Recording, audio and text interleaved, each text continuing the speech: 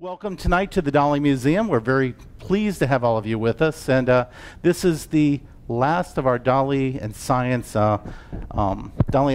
talks that we're going to be doing this season. We're going to continue in September, so we're going to take a break for the summer. And tonight we're focusing on Dali and comedy, so it should be an enjoyable one. Hopefully, if somehow it's not, I think we failed on our mission with this, but certainly.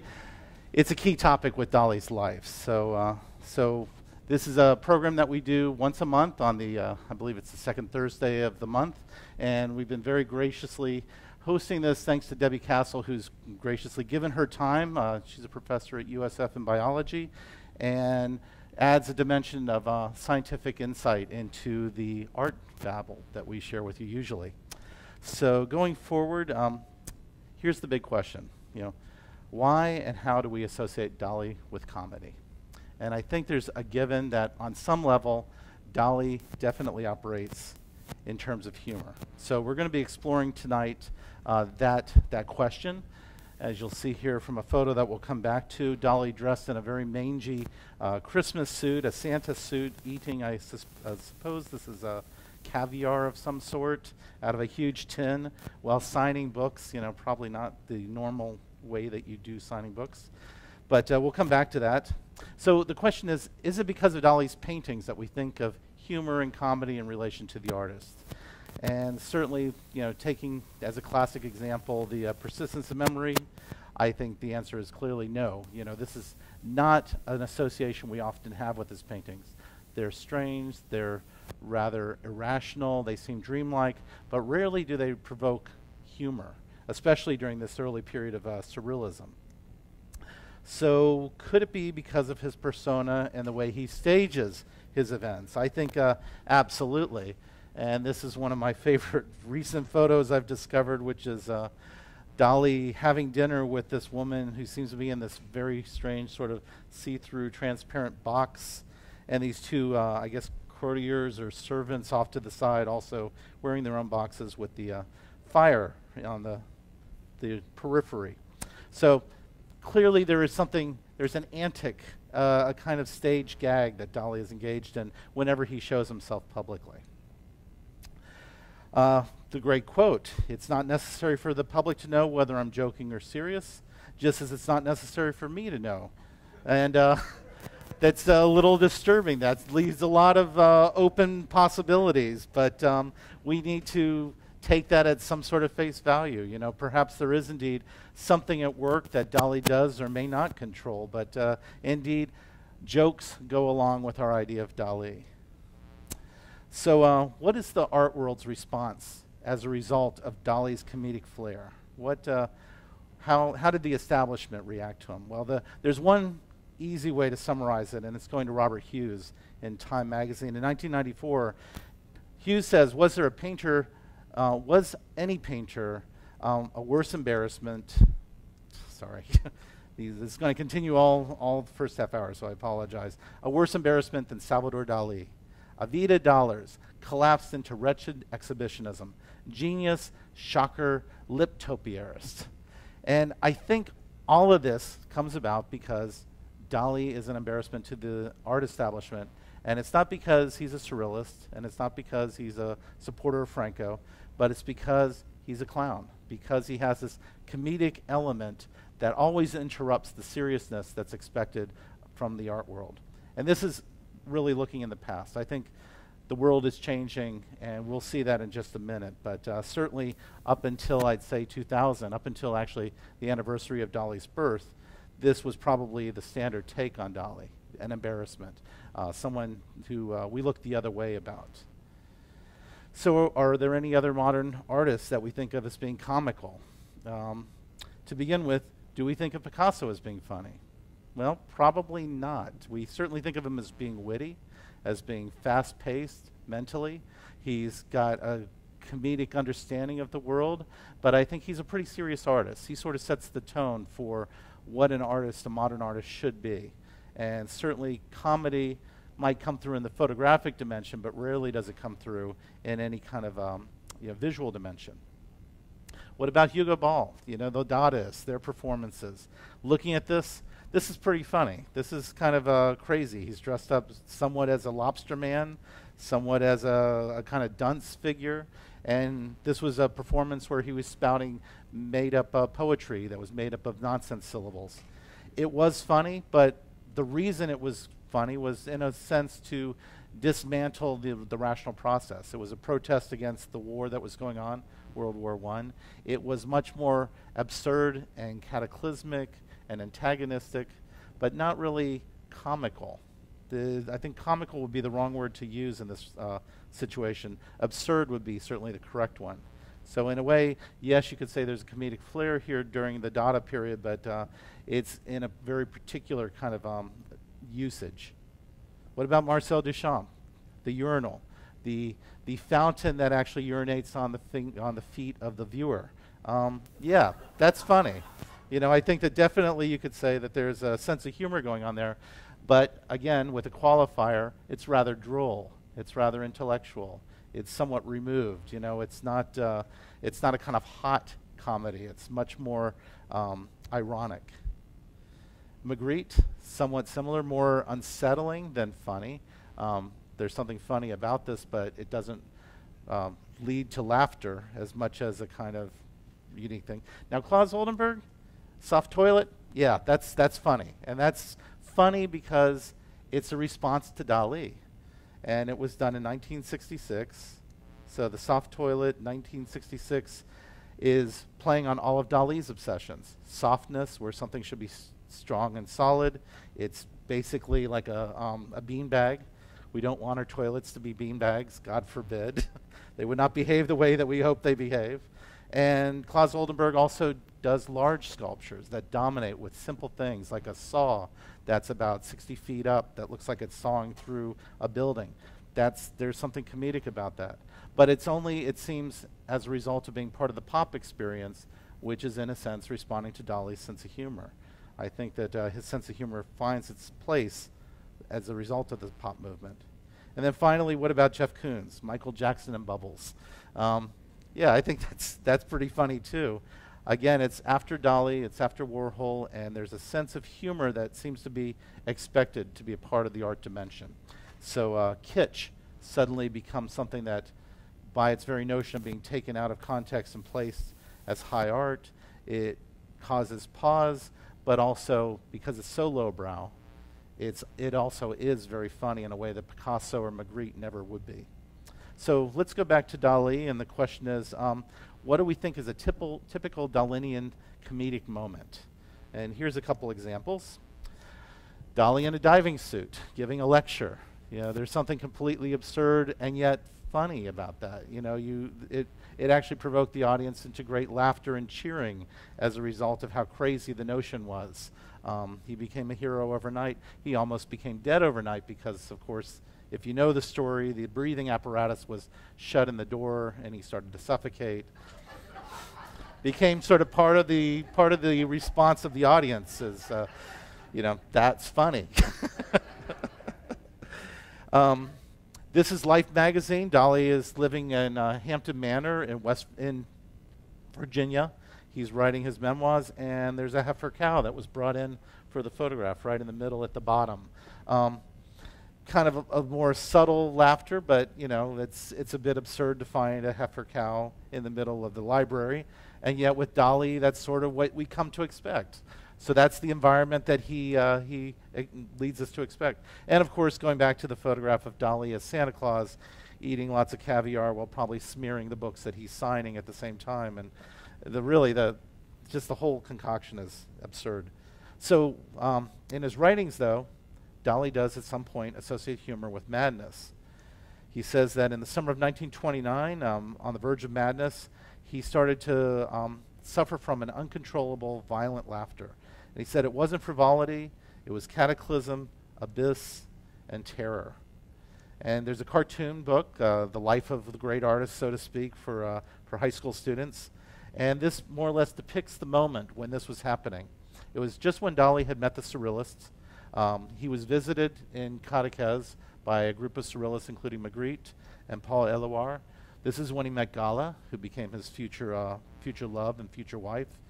And he said that he was starting to just erupt into laughter at moments that seemed completely disconnected from anything else. According to Dali, he would have visions of people with objects on top of them. He was starting to have hallucinations, and they were absurd hallucinations, such as the owls sitting on the heads of all the figures, catching basically each of their poses, that led him to this kind of unprovoked and unstoppable laughter. And it seemed like he was on the verge of really losing it, being medically ready to go away to the loony bin. And according to Dali, it was Gala who saved him from this abyss. It was their meeting and the incredible power of their relationship that allowed him to kind of channel this hallucinatory discomfort. Dali also says that he uses humor as a defense mechanism. And there's one particular story that's very important about Dali, which is that he was obsessed with the figure of Hitler in the early 1930s, long before Hitler actually became the Führer. So this is about 1934, 1933. He would have visions of Hitler as a masturbatory sexual fetish figure. He said he would stare at the back of Hitler and think of him as a wet nurse. And this led to a variety of inappropriate but nevertheless interesting thoughts in Dali's mind. The Surrealists were very, very shocked and uncomfortable with this, and eventually it led to a 1934 trial called the Dali trial. And Dali was held accountable for his actions and his inappropriate thoughts. And essentially what happened, it's great. This would have been when Dali was dismissed from the group, but he shows up dressed with several jackets. He has sweaters on. He has a thermometer in his mouth. And supposedly he came down with a cold. And so as André Breton, the leader of the group, is trying to hold court, so to speak, and have Dali justify for his actions, essentially expecting to use the kangaroo court to kick Dali out of the movement, Dali shows up sickly and sort of does this pantomime striptease through the course of the half hour to hour, slowly taking off one item after another. And as he would try to answer, he wouldn't take the thermometer out of his mouth, so it'd be garbled, and he'd be spitting on people, and it all just became sort of a fiasco. And then it resulted finally in the accusation. Breton says, "Dali, this has gone far enough. This is ridiculous. What do you say for yourself?" And he says to Breton that, what you're accusing me of with Hitler is actually the most true form of surrealism, that I am not censoring my thoughts or my dreams. I'm presenting them exactly as I'm seeing them. And what you're asking me to do is censor myself. But the whole definition of surrealism is to be free and to present these exactly as they appear. And then he goes on to say that, indeed, if I dreamt tonight of making love to you, tomorrow I would paint this with all the luxurious detail that such a painting would warrant, which led to great frivolity and laughter, as you can see in the last panel. And Dali won the day, and he wound up actually remaining a member of the group for another 4 years. So it was a moment when he was able to use his comedic abilities to actually disarm the establishment, so to speak, the moment when he would have been drummed out of the movement.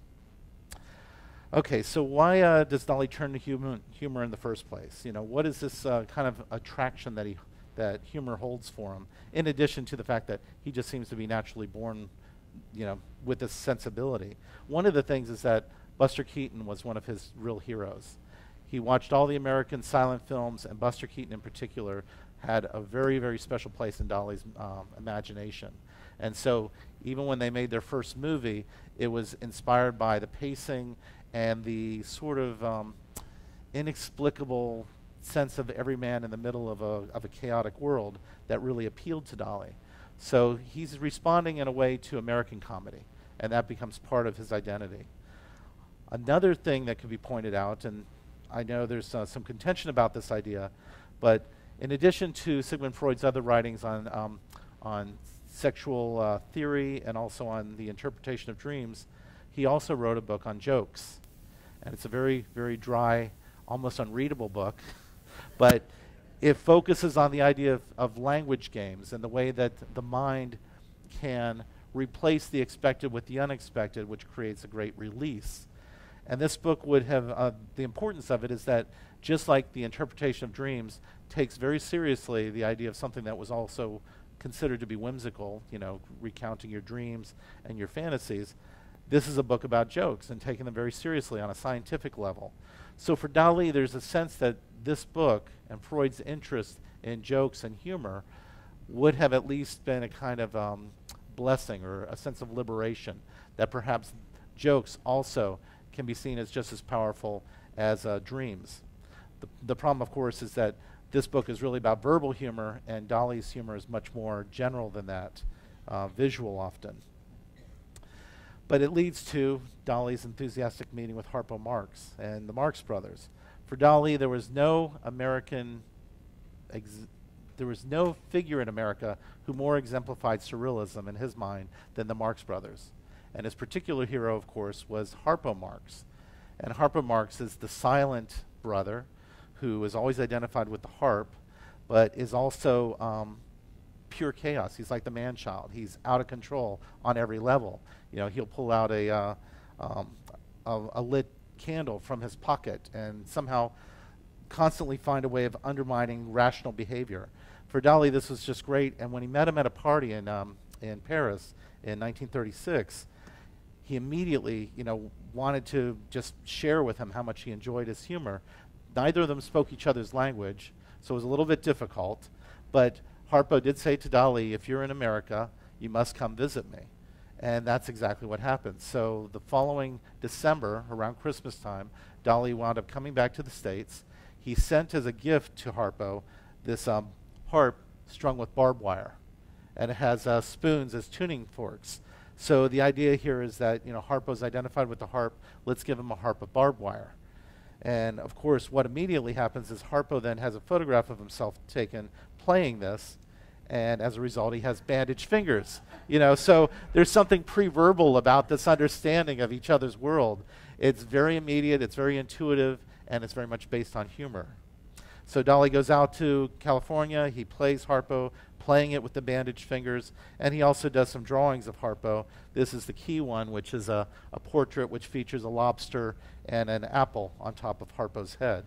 So there's also a sense of consumability to this. So let's go a little bit further and talk about some of the ways that we see humor in Dalí's work. So let's begin with A for performance.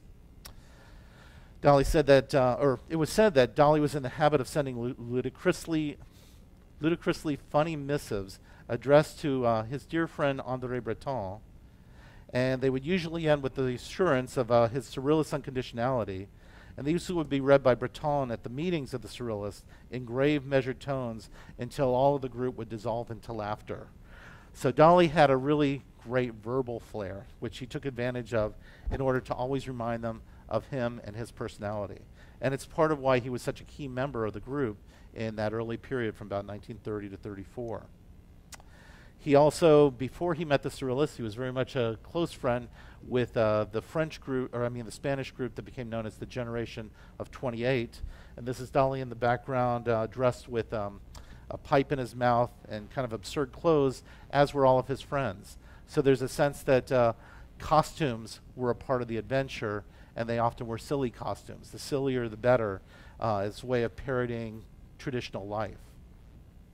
Dalí dresses up as a Marist priest in the Ancien Andalou, tied to the piano and the rotting corpse of a donkey. And you can see by his expression here, it's played for comedy. This, the head of Dalí, served up with a side of some paintbrushes. Very much a classic image of the way Dalí would clown around. And of course, there's the image here of Dalí with the lovely desk that he's working at. He was a dazzling intellectual acrobat. The most vulgar cliches were grist for his inventive mill. So there's also that dimension, that Dalí uses jokes as a way to inspire and drive him forward. When he showed up in Paris in 1958, he had, of course, the 40-foot loaf of bread baked to make a statement, make a very big statement at the Paris Fair. And when he showed up in 1955 to give a lecture at the Sorbonne, he showed up in a Rolls Royce filled with cauliflower because he was talking about the Fibonacci sequence and the golden section. And so what better thing to surround yourself with but lots of examples of the Fibonacci sequence. And apparently they had, how much? Well, enough to fill up a Rolls Royce. However many heads of cauliflower that would be. And Dalí dressed with the aphrodisiac dinner jacket. The idea was that the jacket would indicate the arousal of the wearer, and it would have to do with the little bit of creme de menthe that was placed in each one of the glasses and the dead fly that was at the base of it. So this combination, all very intricately thought out in order to have something to do with arousal of the individual. And I think Dalí's holding a microscope here. I'm not exactly sure why, but and then the encounter. This is just a perfect photograph. Dalí encountering, in a way, his other half. And Dalí walking anteaters in Paris at the Paris Metro. You know, a very unusual thing to find an artist doing. Picasso would not have walked his anteater at the Paris Metro. So now let's look at a couple of the quotes that Dalí has, because these also capture the flavor of humor that Dalí was celebrated for. There's the classic one, which said that at the age of 6, I wanted to be a cook. At the age of 7, Napoleon. My ambition's been growing steadily ever since. You know, just that idea of hyperbole, cook, Napoleon, beyond. The only difference between myself and a madman is that I'm not mad. The paradox, the conundrum that he creates in that quote. When asked about the presence of giraffes in this play that he wrote for, or actually the movie score he wrote for the Marx Brothers, Dalí said that slapstick humor, how could it be better expressed than giraffes with burning necks? So there's something about that that's horrifying, and yet in his mind that also has a comedic element. So definitely there's something physical about it. And then there's this combination, of course, Dalí as the Mona Lisa, which we'll come back to in a minute, but also the quote. Dalí was asked about his mustache. Why do you have a mustache?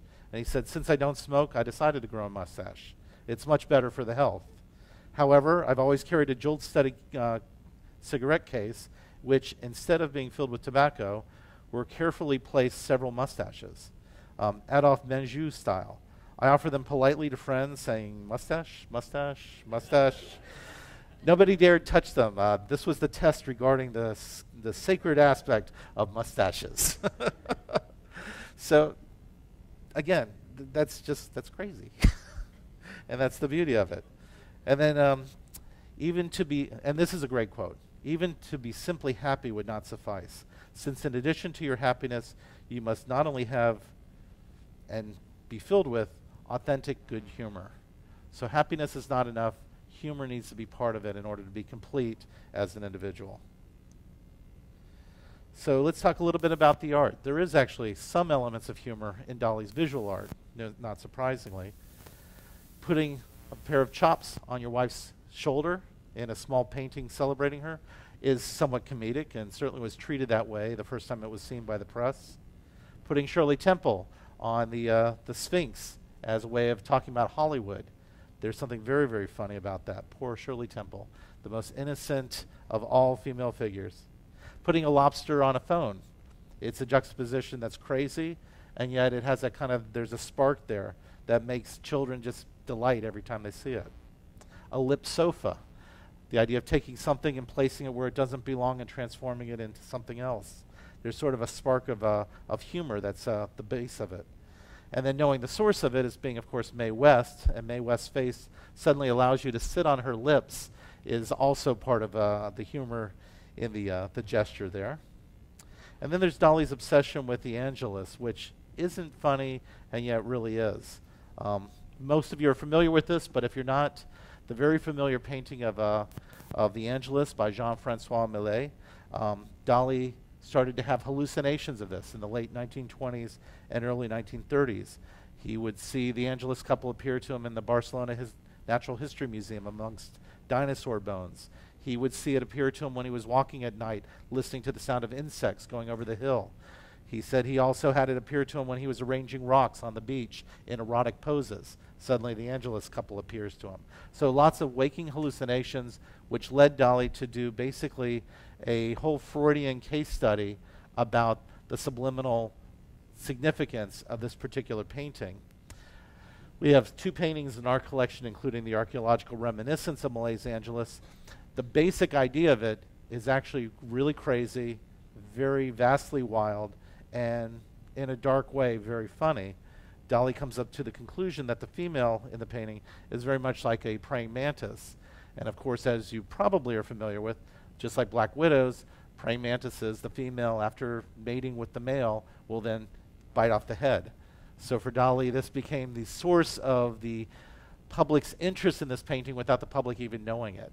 He said that the attraction of this painting clearly was driven by this kind of subliminal understanding of the femme fatale and the way that the sex act leads to the extinction of the male drive. So it's funny, you know? I mean, I don't know how else to say that. And then Dalí, of course, started collecting postcards that reinforced the image. Here we have two lovely female ladies from the late 1900s, which just happened to have in their mouths cherries, which seem to be the male testicles after the encounter with the male. And so there's this sort of, you know, this idea of the sex drive leading to disaster. Dalí then proves it by showing these popular postcards, which he had nothing to do with. So another example, installations. Dalí did a number of building installations. Got just a couple examples. A number of you are familiar with Dalí's work for the New York World's Fair, where there was the Trilon and Perisphere as the symbol of the World's Fair. Dalí kind of turned it into a personal symbol here, which also had a kind of sexual dimension. And then in the middle of the fair, he places the ugliest thing he ever created, which is called the Dream of Venus. This was like the fair of tomorrow. It looked like Tomorrowland everywhere you went, except for Dalí's pavilion, which was just created deliberately to look like this eruption of the ugly and the hideous in the middle of the streamlined beauty of the fairground. This is Dalí working on some of the products. Here, this is kind of like that, it's for you, you know, the sort of gesture of here's the big phone that's ringing. You know, again, a kind of comedic gesture. And then Dalí's own museum in Spain, the building itself covered with swan eggs and then loaves of bread because it's edible. It's edible architecture, which is kind of crazy and absurd, but it's the idea of turning an installation, an actual site, into a place for the imagination. And humor is certainly a driving force behind that. Now, of course, we're coming back now to appearance. We've seen a couple examples already, but the mustache is really the key idea that I have a couple examples of here. Dalí worked with Philippe Halsman. They made an entire book out of different ways of presenting Dalí's mustache. Dalí is asked on this page, why do you grow a mustache? And he says, in order to pass unobserved. So the idea is that the mustache replaces the identity of the artist. Here he's asked, you know, what do you think of the rise of the Communist Party? And he said, from my point of view, on the hairs of my face, it's been in steady decline. And it goes from Marx to the current person. And then, of course, there's the Avida dollars. And the name itself, Avida dollars, means hungry for cash. When Dalí was kicked out of the movement, the Surrealist movement, finally in 1938, André Breton created an anagram with the name Salvador Dalí, and it was Avida dollars. It was this very clever idea of trying to burn Dalí and say, your whole identity is about nothing but wanting to be, you know, making lots of cash for everything. Surprisingly, Dalí had no problem with this. He said, that's fine, and he immediately started calling himself Avida dollars. And so in this part of the book, you know, where of course he's interacting with one of his great friends, Marcel Duchamp, he's taking the LHOOQ, Marcel Duchamp's graffiti mustached version of the Mona Lisa, and Dalí places his own face on top of that figure.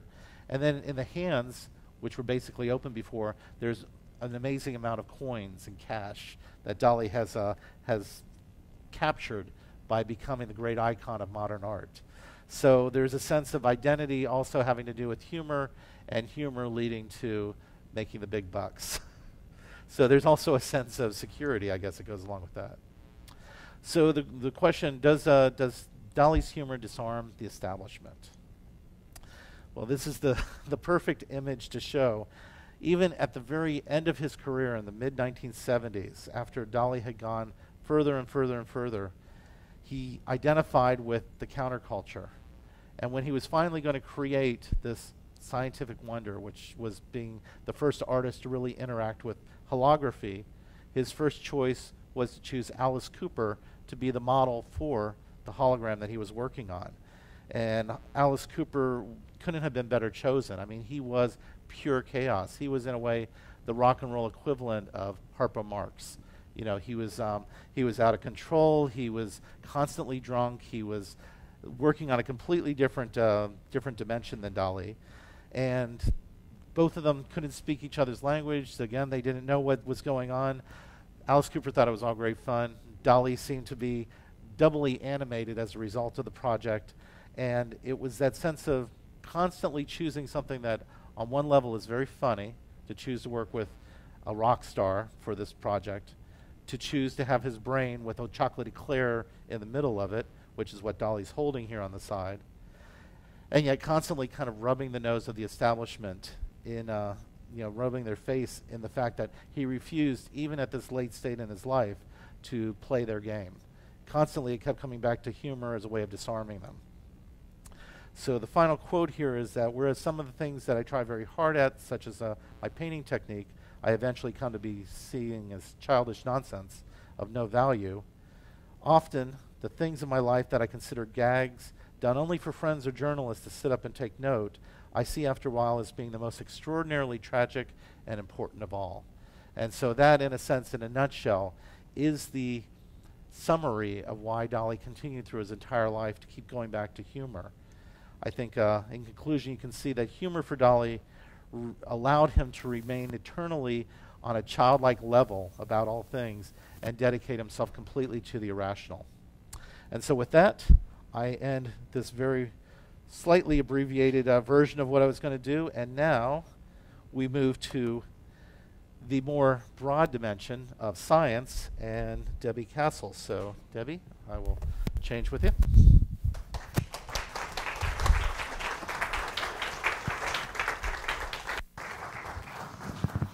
Well, thank you, Peter. It is always a pleasure to be at the Dalí Museum and talk about my now favorite artist of all time.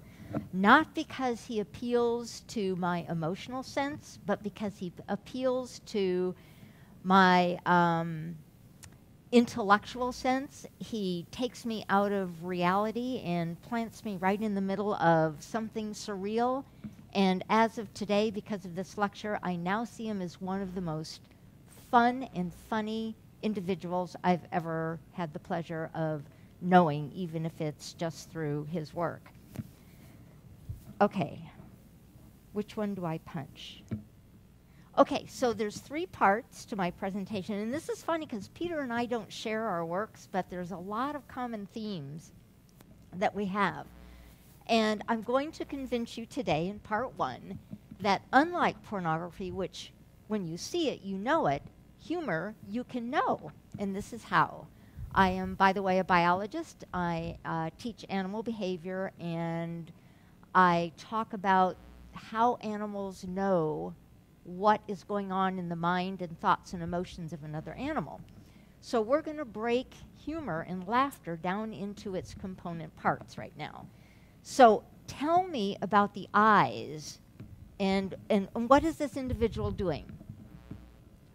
Laughing. We know that immediately. What about the eyes? They're squinty. What about the nose? It's very relaxed, actually. I'll show you the difference. What about the teeth? They're showing.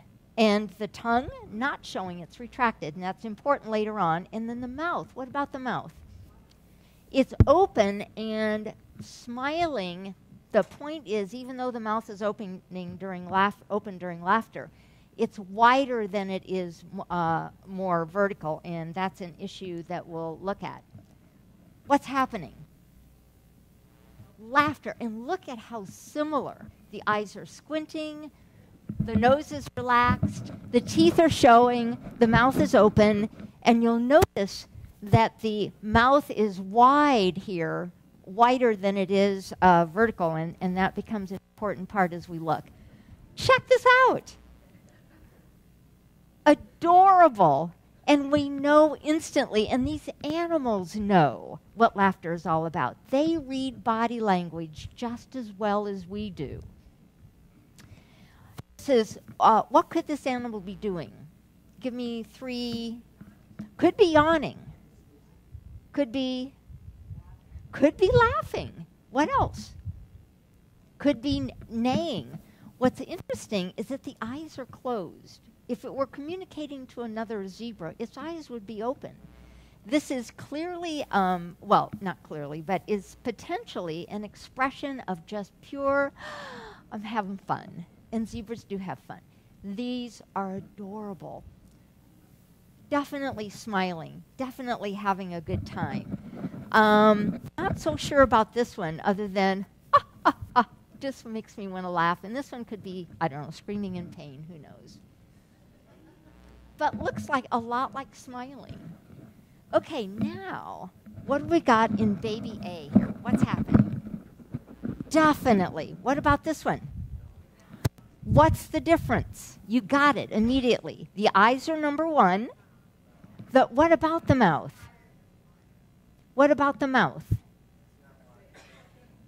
It's more open this way, vertical, than it is this way. So there's not as much tension in the face, and the muscles are not drawing it back.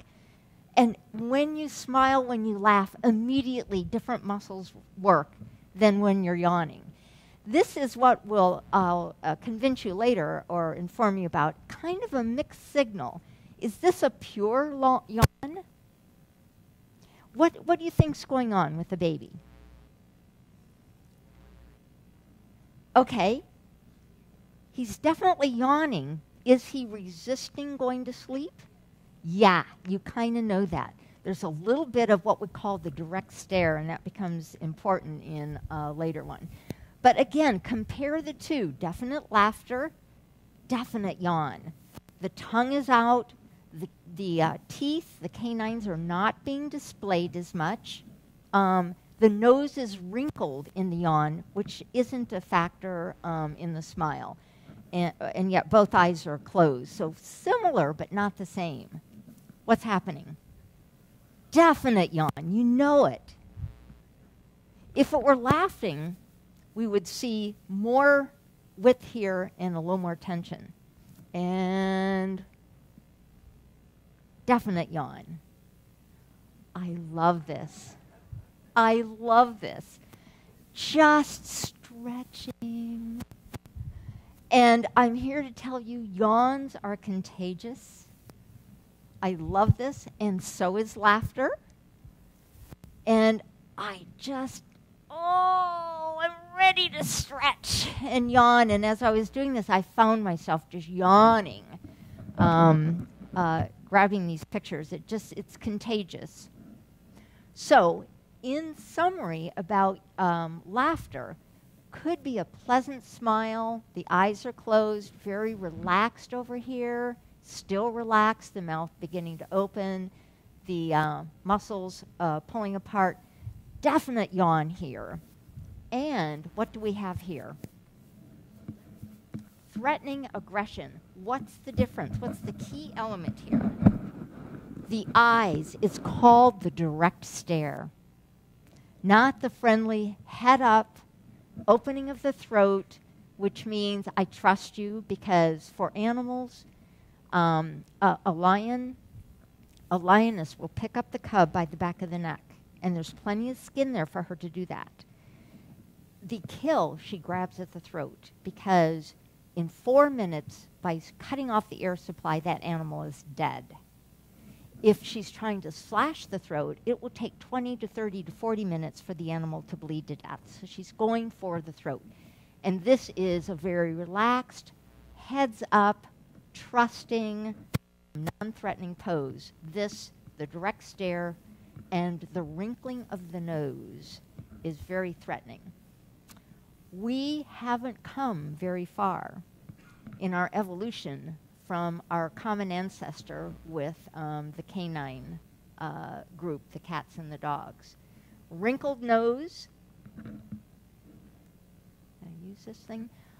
Direct stare. We still have the canine display when we're angry, even though our canines are practically shrunk to uselessness. And the tension around the mouth, not drawn back or drawn up like the yawn or the smile or laughter, but very open. And the opening for us is to, and for the wrinkling of the nose, is to bring oxygen in, because there is definitely going to be some activity very quickly. I love this comparison. This animal, it's terrifying. I feel it. And this animal has closed its mouth a little bit more, but is sucking oxygen in because it is so ready to leap at you. And we get it. We know it. And animals can read the same kind of facial expression in our faces. Okay. So is this a grin, yawn, or a growl? What do you think? What do you think? Grin, how many? Yeah? And what's your clue? What parts of the face are you looking at? The eyes are closed. Yeah, the nose is not wrinkled up. The canines are not being displayed. Yeah, it's kind of curious. This is kind of curious. This is pulled back. There's a little tension there. I'm thinking it's like itching itself somewhere. Like, oh, man, this really feels good. But it's what we call a mixed signal because we're not, it's kind of a mixture of grinning, a mixture of relaxedness, and yet the ears are perked up. So we're not sure what's going on. We'd have to look at the context to really interpret it. Here's another example of a mixed signal. I love this one of Einstein. Direct stare, nose not wrinkled, mouth fairly relaxed, but the tongue is out. And this is rejection. So we've got direct stare, a little bit of surprise and hostility, eyebrows up, surprise, mouth drawn back, humor, and the tongue out, rejection. Here's where the tongue out comes from. It's an instinctive response across almost all cultures. It is the rejection that an infant will give when it no longer wants to suck at the nipple. Blah, blah, blah. The tongue goes out. Or you're offering a spoonful of food. Blah, blah, blah. It's done with it. And it's a behavior, again, across cultures and humans of a sign of rejection. Okay, we're getting to Dalí. What do you think's happening here? What's it look like? It looks like a yawn. Very relaxed around here, open here. Let's look at the other half. What's that look like? It looks like the direct stare, but the eyes are crossed. So we combine these two. This is a mixed signal. And he's doing what comedians do. You'll recognize, anybody over 40 will recognize these guys. But comics use mixed signals to induce laughter.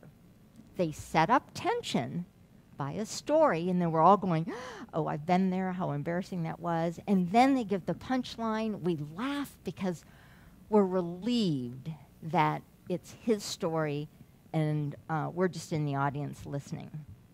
So this building up of tension and releasing tension with a punchline or some other funny thing is the genius of comedy.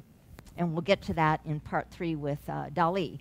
But first, we're going to get into a little biology of why laughter seems to be the best medicine.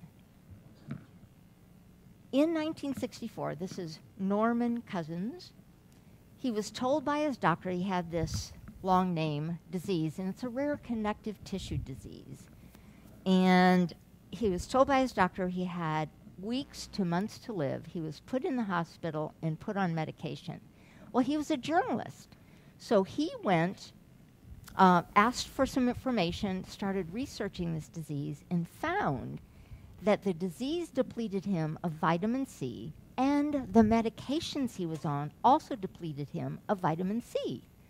So he fired his doctor, left the hospital, went to a hotel, and got a different doctor who started injecting massive doses of vitamin C. At the same time, he bought a projector. Back in 1964, we didn't have the DVDs or even VSH or H, what is it? That thing. Thank you. So they weren't easy to come by, but he was able to get some, what was that funny thing, that TV show? Who said, if you're a student of mine, extra credit. Thank you. Candid Camera and the Marx Brothers were his favorites. And he just started laughing and carrying on to the point where his stomach hurt. He would laugh, but he just felt that somehow that would help. And in fact, he lived to 1990, 26 years longer than his doctors had, his original doctors had said he would. So now we're going to get into how might that actually have happened. Turns out laughter changes our mood. We can be in a pretty foul mood. I've been there. Something funny happens, and the mood just dissipates. Or I'm in a room with colleagues, and things are getting a little tense, and somebody comes out with a fun quip, and laughter happens, and all the tension just dissolves. It's phenomenal. The release of tension laughter creates, much like sneezing and much like orgasm. So I laugh so much, I just don't need as many orgasms as I used to. At this age, laughter is a fun thing for me. So what does laughter do biologically? Well, it shuts down dopamine, and dopamine sets up the fight or flight response, our fear response. The more dopamine we feel, the more tense and fearful we are feeling. And we're getting ready to run, as if we were looking at that wolf. So it lowers, by shutting down dopamine, it lowers our fear response, and it lowers our blood pressure.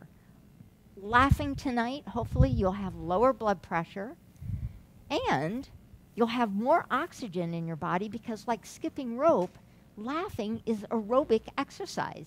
It runs your diaphragm, and you breathe more, your body's healthier. More importantly, laughter, by reducing the stress hormones, actually gives a jump start to our immune system.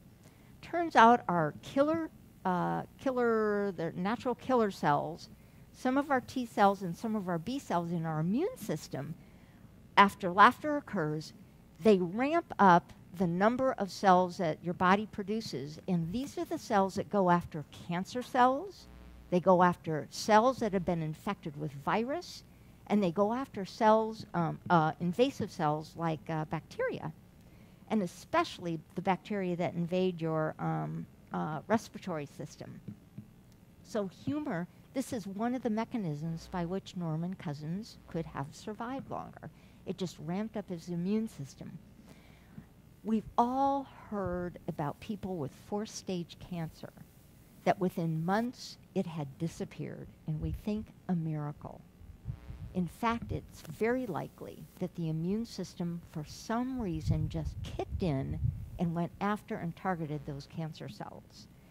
This is the wave of cancer research that's going on now. How can we program our own body to go after the cells that are part of our own body and target those without going after the healthy cells? And there's a lot of research going on. It's very exciting. It's known that laughter reduces pain and increases the healing process. And the best thing about laughter is it's free, and there are no known negative side effects. So something to think about. Okay, part 3, we're going to explore, is Dalí the great masturbator, as he sold himself, or is he the great comic? Dalí and Buster Keaton, incredible lookalikes, actually. And I don't know if he created this photo after this one or not, but when I saw them, I thought, oh my gosh, it's a possibility. I love this painting. It's the great masturbation scene going on. Here, we've looked at this earlier. There's the face up there, kind of in the throes of orgasm. It's a male and female combination. But what I love are the hands. Dalí, no, in art, you cannot show an erect penis. If you were a heathen, you could, because the Africans had their little dolls with, you know, the big tits and ass on the females and the big penis on the males. They were proud of their ability to reproduce.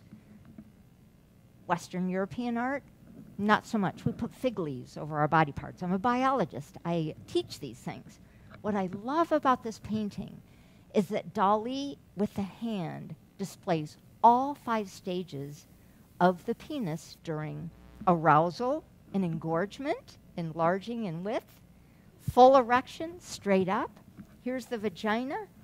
The orgasm, ejaculation has occurred. The penis is beginning to disengorge and wilt a little bit more. It's bending. And here's the flaccid penis after ejaculation. All 5 stages in a painting that we have upstairs that kids and adults see. I love this guy. I think for Dalí that Gala was more the mother figure who could allow Dalí, and you mentioned man-child, Peter did, but could allow Dalí to continue to display his inner child. And he loved wordplay, which is actually something that schizophrenics do very well in some comics. Here we have a river running. Here we have time running, or a watch running.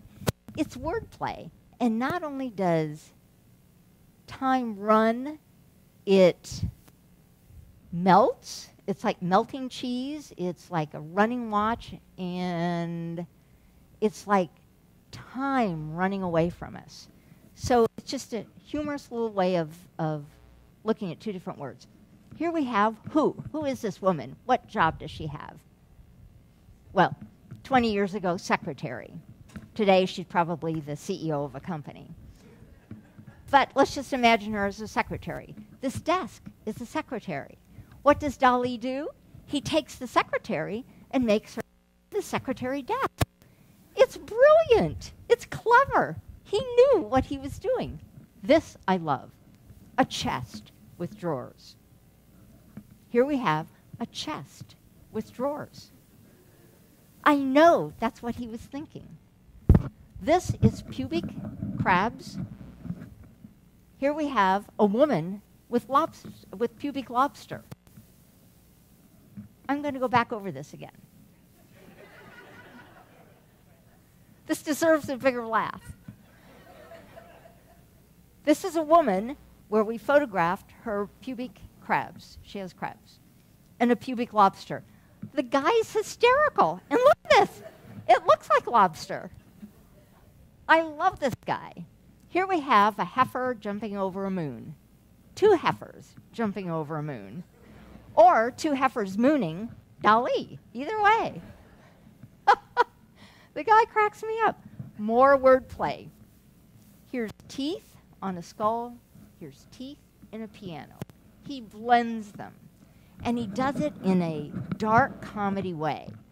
We've got the typical comedy routine where we've got the tense, oh my God, this is sodomy.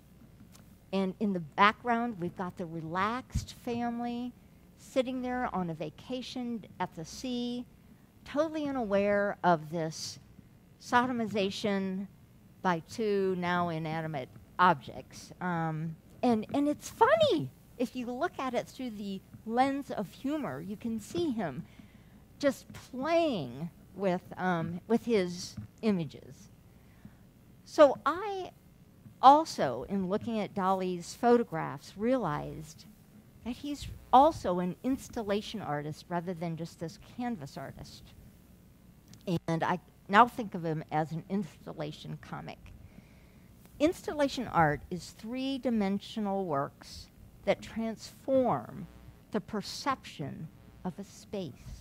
And Dalí took this, not only perception of space, but the perception of time. Here we have, oh, please answer it. Seriously, it could be fun. Or just tell them you're having a good time, you'll call back later. This is a Japanese artist, Kumi Yamashita, love the name. And who wants to give an interpretation of this? Anybody?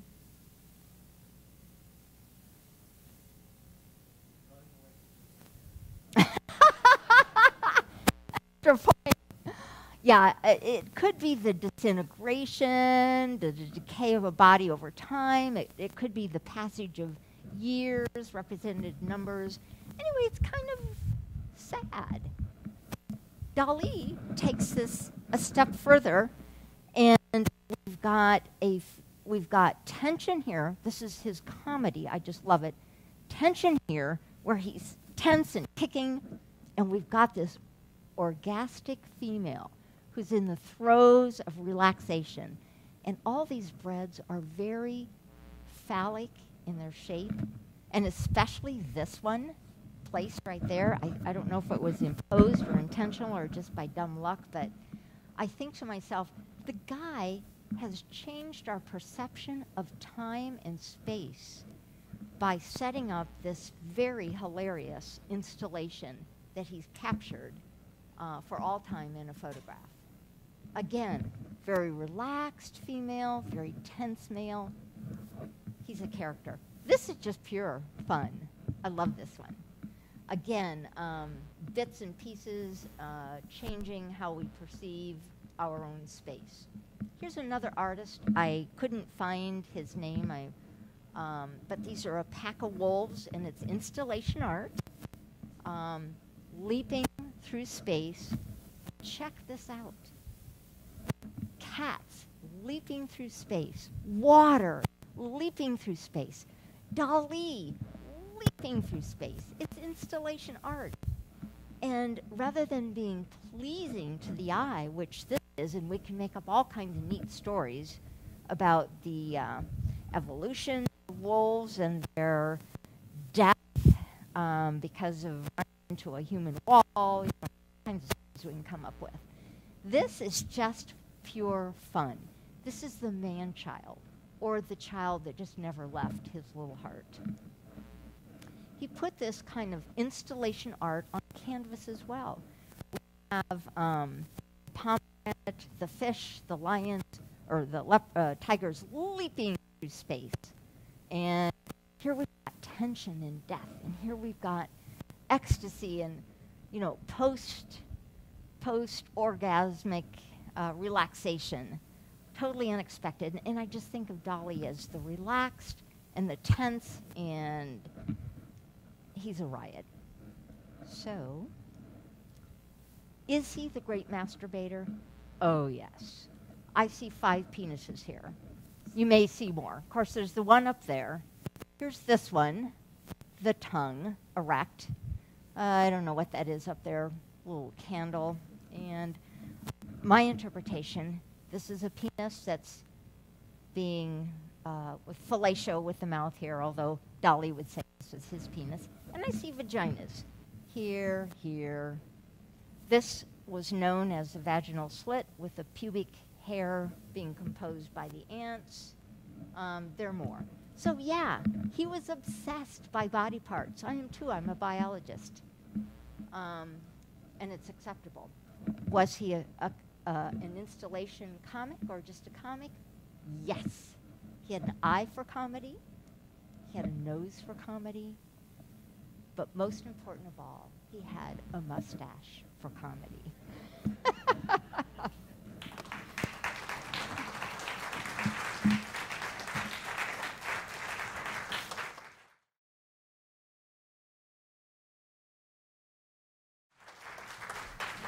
So if anybody has questions, we'll humor you with a few answers. And if not, you can take off. I really appreciate your coming tonight. It's been fun.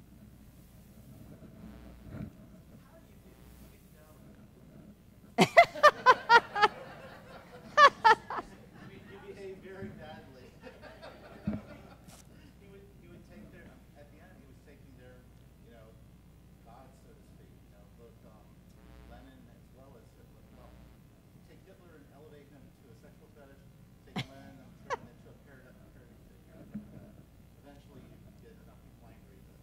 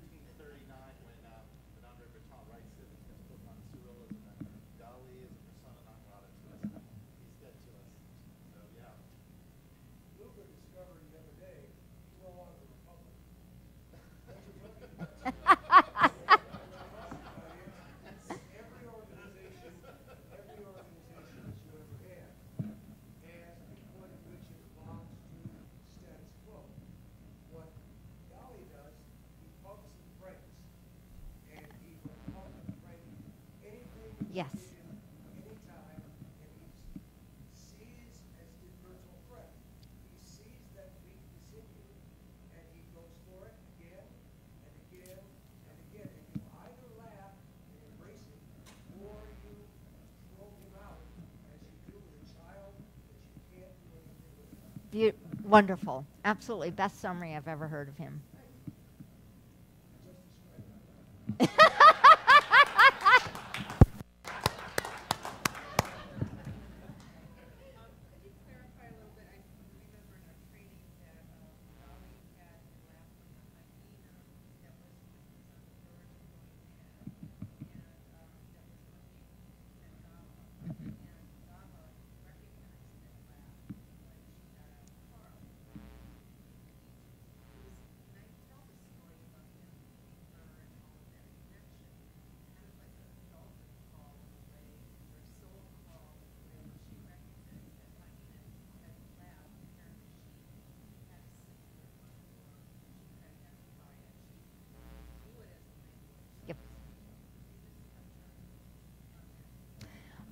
Not from a professional point of view, but there are, if we were to separate people into two groups, there are those, we all know madness when we see it, even though it's like pornography, hard to define. Most people want to move away from it, and some people want to move toward it. They're the healers, the helpers. And I had heard that she had some episodes herself of either depression or schizophrenia, the thought disorder, and kind of recognized it. I don't know, but I just know that there are those two kind of people, and she was just one of those that wasn't afraid of him and embraced him. Say that it's hard to know exactly what happened because, of course, it's through the writing of the artist some 10 years after the fact. So True. I'm not sure really how much of it's manipulated with telling the narrative to make it more overstated, you know, but it's hard to know on any level what Dali's reaction was when she encountered him. And I have to tell you, I mean, there are people who are appalled by Dali and won't come to see his work.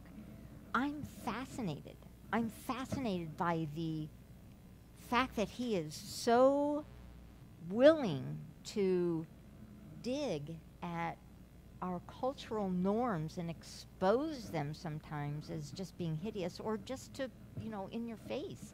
I'm fascinated by it. I'm one of those people that moves toward it, oh, like ants. You go, oh, I can't stand them. Or you go, wow, they're so gross, I can't stop looking. Or a train wreck. And I think for some reason Dali, I don't know, but yeah. Yeah. Yeah.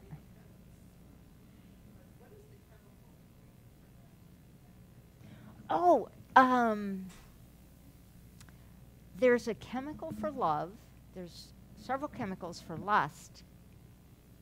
I don't know what the chemical for laughter is, other than there's the rush of fear and then the relief when it's nothing dangerous. So I think it's a whole host of things, but good question. You make me want to start digging into that. I can't answer it right now. Could be. Could be. We had all those great pictures of the animals and asked us, is that too like for them? How do whoever took the picture, what makes the animal laugh? We had lots of Right. You have to know the context, and none of the contexts were available. What we now know about animals, and we are a kind of animal, is that for them to function and recognize pain and pleasure, move away from pain and toward pleasure, is that all animals have a surrogate system to store the memory of physical pain and pleasure in their emotional system. And that the neurons that talk to each other from a jellyfish on up, through worms, through ants, through grasshoppers, through frogs, through mice, the neurons were so important to the survival of those animals that they've been conserved over 3.5 billion years, and they talk the same language. We can take the genes that built our neurons, insert them into a fly brain, and it will build a fly neuron. They talk to each other in the same language. So my point being, animals have emotions, and this is a complete turnaround from the 1960s, 70s, and 80s when we thought we were the only organism that could feel pleasure and pain in an emotional sense. Turns out it's just the opposite. We're one of the few animals that can override our emotions of fear and pleasure with a more analytical thought process. So that they can laugh, yeah. But in order to know why they're laughing, we'd have to see where they were, and that environment isn't there. Sometimes it's just, oh God, the sun is shining, that walrus over there isn't after me, I have no kids to nurse, I can just lie on the beach, be warm and be happy. You know, no demands on me.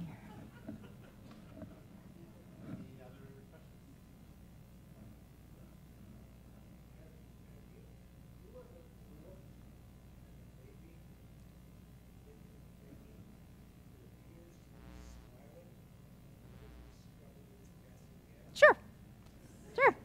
But you know, both passing gases is pleasurable. So of course they're going to smile. I pass gas. It's a relief. I smile.